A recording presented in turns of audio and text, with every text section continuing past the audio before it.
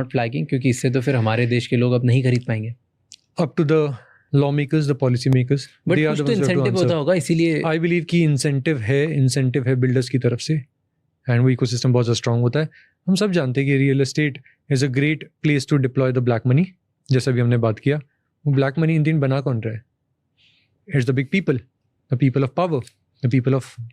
But isn't then NRI money coming in inside our country is good? Isn't that good? कि वो It is बाहर good. से लोग कमा के इधर पैसे डाल रहे हैं और फिर यहाँ के एसेट्स खरीद रहे हैं, तो एक तरीके से अच्छी चीज़ भी है ना. पॉइंट इज, अगर वो एसेट यूज़ नहीं हो रहा है तो उसका फ़ायदा क्या रहा? देखिए ऐसे समझिए, एक इकोनॉमिक एक्टिविटी होती है ना, उसका मल्टीप्लायर इफेक्ट होता है. अगर आपने उसका मल्टीप्लायर इफेक्ट ही आपने ख़त्म कर दिया तो फ़ायदा क्या रहा?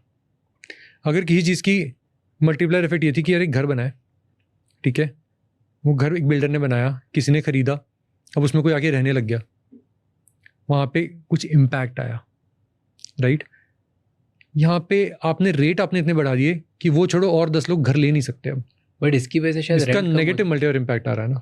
रेंट कहाँ कम हुआ ना, रादर क्योंकि किसी ने वो घर इतने महंगे रेट पे खरीदा है, उसको भी अपना रिटर्न बनाना है, वो रेंट ही इतना हाई रखता है. बट अब देखो मुंबई में तो 2-3% के आसपास आ गया रेंट. सर आप एक बात समझो ना कि आप जब घर आप कहीं पे भी लेते हो, राइट, एक यूजुअली लोग क्या कहते हैं, 11 महीने का अग्रीमेंट कर लो, उससे ऊपर का नहीं करेंगे.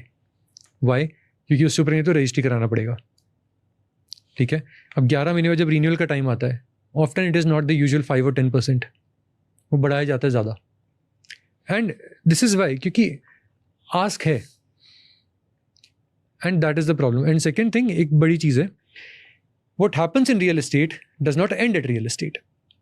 Real estate consumes a lot of cement, a lot of steel, a lot of paint, a lot of trucks. Trucks चलते हैं तो उसके अंदर डीजल जाता है. डीजल कौन बनाता है? ऑयल रिफाइनरीज बनाती हैं. 30% ऑफ जीडीपी कंट्रीब्यूट करने सेक्टर का जब ट्रक्स कम चलते हैं, डीजल आपका कम कंज्यूम हो रहा है, रिफाइनरीज का पूरा मैथ चेंज हो जाता है.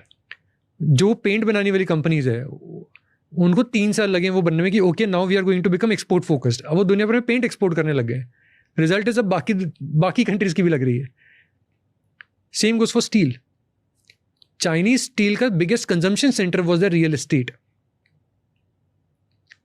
It got to a point where multiple big Chinese players, like जैसे मैंने अभी कंट्री गार्डन का नाम लिया, they had bought out some of the biggest shopping malls in London, in US.